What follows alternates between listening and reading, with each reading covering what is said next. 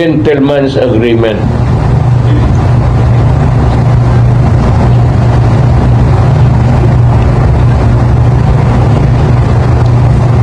Aywan ko, ayaw kong mag-insulto. Inumpisahan mo eh.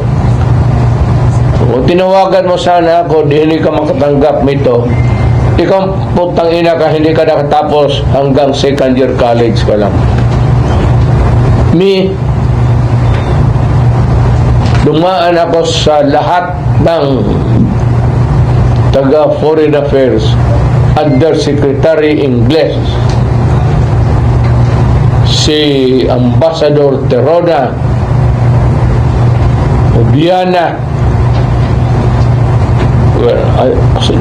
si David Rapos, then si Maria Sison. Doon ako medyo kunting kayo mong sabihin, mas marunong kayo sa akin. Alam kong ginagawa ko. Yan. Narinig nyo?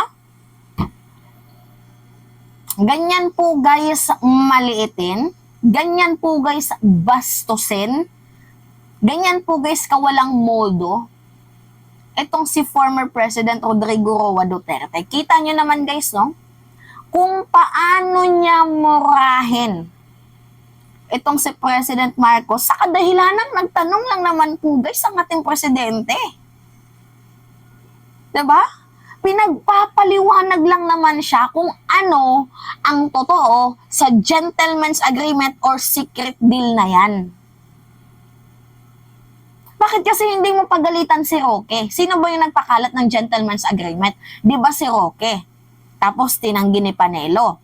Pero saan nagmula ang gentleman's agreement? Sa China. Ni-reveal nila na merong secret deal. Diba? Pinagpapaliwanag ka lang ng ating presidente kung ano nga ba ang totoo. Whether yung pinunta mo or yung kausap mo ba doon is, personal things ba yan or official things, gusto po ng clarification ni President Marcos. Kasi dyan sa kampo mo, especially pag nagsalita si Panelo, nagsalita si Roque, yung isa sasabi na totoo ang agreement, yung isa itatanggi. So what is the truth? Tapos ngayon, mumurahin mo, sasabihin mo ng ikaw putang ina mo ka, hindi ka nakatapos, second year ka lang. Yan. Ito yun guys. Bago kasi umalis si President Marcos, meron siyang tanong. Pero gusto niyo ng kalinawan about sa sagot ng gentleman's agreement, stay tuned. Manood kayo. Ito yung malinaw. First question is Pia Chavez. Sir, your reaction upon the supposed gentleman's agreement between your predecessor and China, do you believe that the supposed agreement, the gentleman's agreement on the West Philippine Sea, do you believe that the supposed agreement placed our national position at risk in the West Philippine Sea, and if so, should the former president be accountable for that? Well, it turns out we don't know. It is a secret agreement. We don't know anything about it. There is no documentation. There is no record. There is no. We were not briefed when I came into office. Walang nagsabi sa amin na merong ganung usapan. So we're trying to really up to now, because from the former administration, iba-ibang sagot eh. Sabi ng isang opisyal na dating government official under the previous administration, there's no such agreement. Sabi naman ng isa, no, there is, and we should honor it. Sabi naman ng iba, maganda yan. Sabi ng iba, hindi maganda yan. Hindi pa namin alam kung ano pa talaga yung agreement na yan.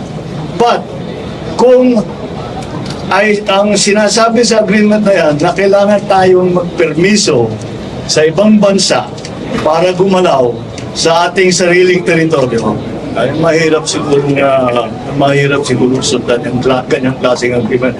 I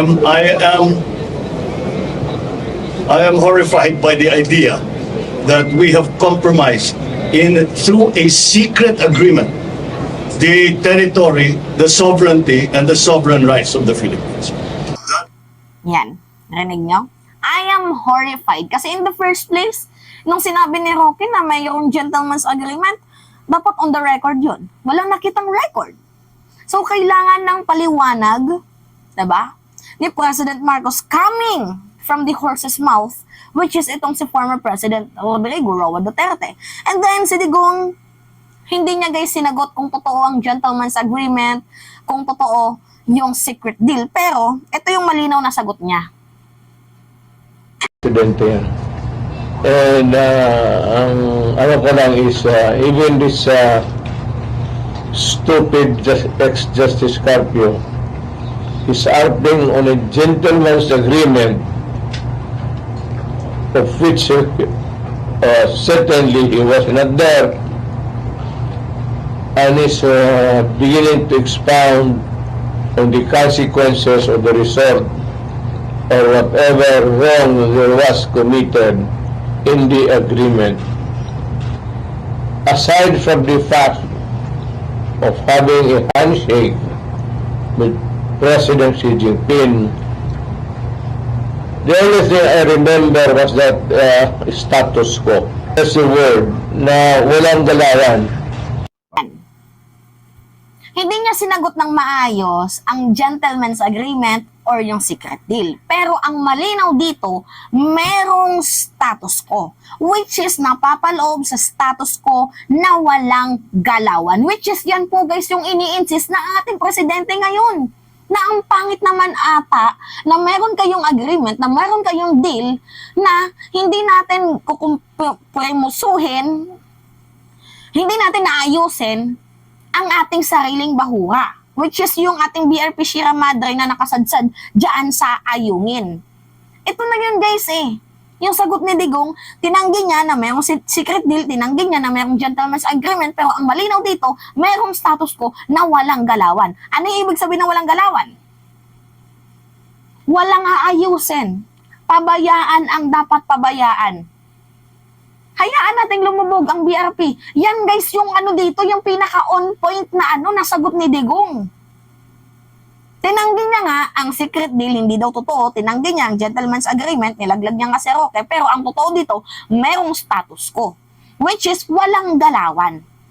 Yan po yun guys. Yung sinasabing walang galawan na hindi tayo magkukumpuni sa ating sira at bulok na BRP Sierra Madre. Yan na nga lang po guys ang natitirang military spot natin dyan sa sa ating bahura sa West Philippine Sea. Tapos ngayon, gusto pa ni Digong nag-ibigay sa China yung ating sariling bahura. Hayaan na lang na mabulok dyan for what? Guys, yung kasi, yung BRP Sierra Madre na yan, sinadsad yan guys ni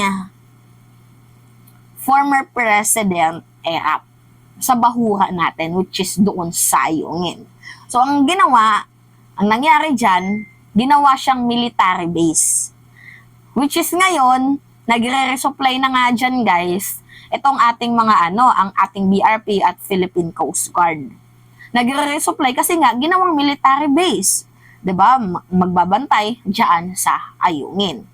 Ang problema, ayaw ipaayos ni Digong. Bakit ayaw ipaayos? Kasi nga, merong kasunduan na hindi po tayo pwedeng gumalaw, walang galawan dyan sa West Philippine Sea, which is napakalugi po natin. Yan po guys. Tapos ngayon, mumurahin mo itong si President Marcos. Kung tinawagan mo sana ako, ikaw putang ina mo kaya, di sana hindi tayo umabot sa ganito, deserve mo to.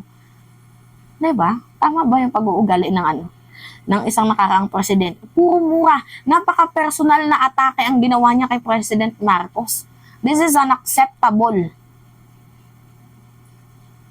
Dapat maging accountable ito si Digong sa ginawa niyang betrayal of public trust sa ating bayan. Anyway, yun lamang ho guys, at that's me again, si Mima Alicia Nyot, nagbabalik ulit para sa ating panibagong video.